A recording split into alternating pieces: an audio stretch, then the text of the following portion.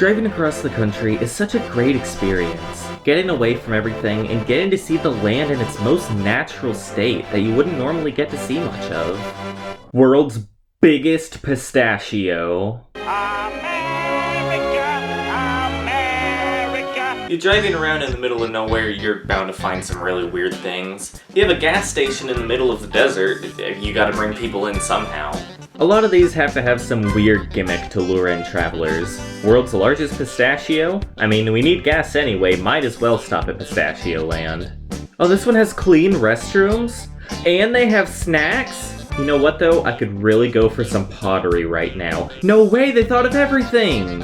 Alright, nice. We got guy stuff. Always good. Oh, okay. Girl stuff too. You love to see it. Oh man, they even have cool stuff. But you know what? My snake in the backseat is starting to get kind of antsy. Do you think they have snake stuff? Of course they do. Why wouldn't they? If you ever want to know where to get fireworks, like 90% of these places are selling them. Also bug juice. Yeah, if you ever want to know where to find this stuff, just drive out into the desert. They've got tons. I make monthly trips to the middle of nowhere just to stock up. These places really go crazy with the advertising. They'll line up like 20 massive billboards in a row listing every single thing they have. And it's not really a, oh wow, we need to stop here. It's more of a, sure? I can only see the backs of these billboards, but I would bet money they're trying to sell me some snake stuff. But would you look at that, the world's biggest Roadrunner statue, wowee! Every country has their own weird touristy things, but America just goes crazy with it. Yeah, England, you have Stonehenge, but Texas has Stonehenge too. So, who's the real winner here? If I see a giant dinosaur statue dressed up like Fred Flintstone for Halloween, what, you think I'm not going to stop there? The other one is dressed up like Dino. I think I'll stop here 5 times, thank you. In the Southwest especially, there's some really weird ones. Speaking of the Flintstones, the absolute best is Bedrock City. The last time I visited was in 2019. It was really starting to look run down, but I plan on going back in the near future. They've made some changes with the new Raptor Ranch stuff. I don't have footage of this one, and I'm too terrified to go back, but Stewart's Petrified Wood. Outside, they have statues of dinosaurs eating mannequins, and there's an abandoned school bus, so the weird vibes start before you even go in. Don't go to the bathroom at Stewart's Petrified Wood. Worst mistake of my life. I'm not going to elaborate. I'm not going to spoil the ending of Stewart's Petrified Wood. I highly recommend you check this one out for yourself if you're ever in the area. It's a good time. Maybe don't go alone though. These places are called tourist traps. They trick dumb tourists into buying from their store by putting some dinosaurs or something up front.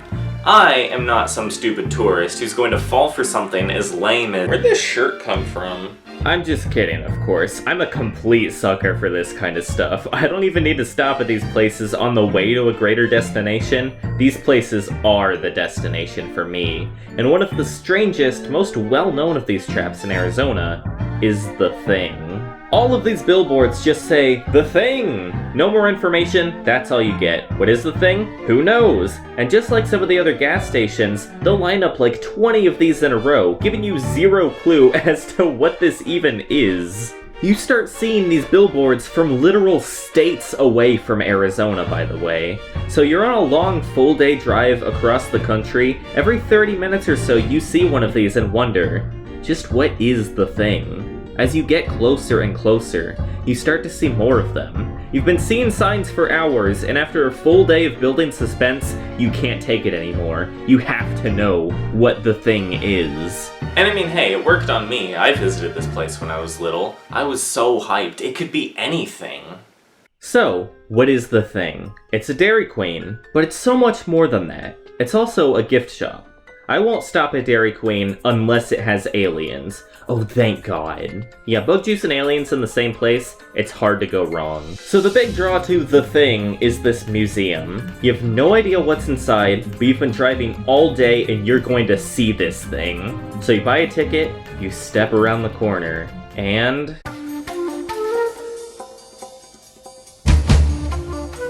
so this is not The Thing. The museum is more build-up towards the thing to provide further context for it. Now, this is not exactly the thing I visited as a kid.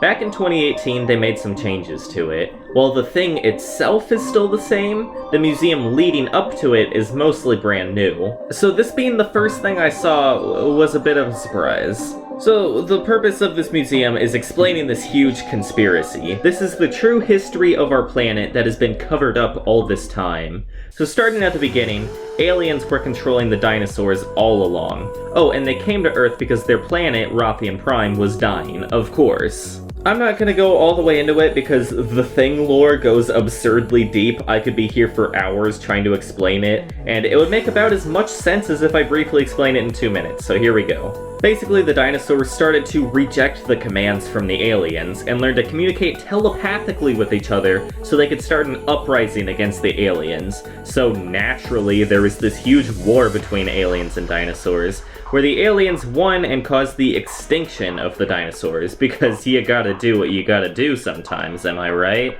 Oh yeah, and there's these two alien clans, the Amatria, who are peaceful and have been helping the human race progress throughout history, and the Milzarath, who are just evil, I guess, and the two groups are at war. So the museum goes through every major event in human history and explains how the aliens were actually controlling everything from the shadows the whole time. And I mean everything. Can we go back to Bedrock City? The funny caveman Yabba Dabba Doo. That's all you need to know. Imagine walking into Dairy Queen for ice cream and walking out with the knowledge that World War II happened because of the Milzarath. I like this cool alien driver though. He's awesome. What if Elvis was actually abducted by aliens? No further elaboration needed. Nearing the end, you get some info on the acquisition of the thing itself and how the roadside attraction came to be. And now, we get to see it. We finally get to see it. The thing. Sorry everyone, but I'm not going to be spoiling the thing for you. If you want to find out what it is, go drive out in the middle of the desert and find out like everybody else. Even the museum's informational pamphlet has the thing blurred out. This is such a weird place that does such a great job of building up to the thing before you've even entered the state. It's a fun time. I really do recommend it. Well, that was weird. Either this is some big elaborate joke used to bring in more people, or I've accidentally joined a cult. Either way though, it's a pretty cool shirt.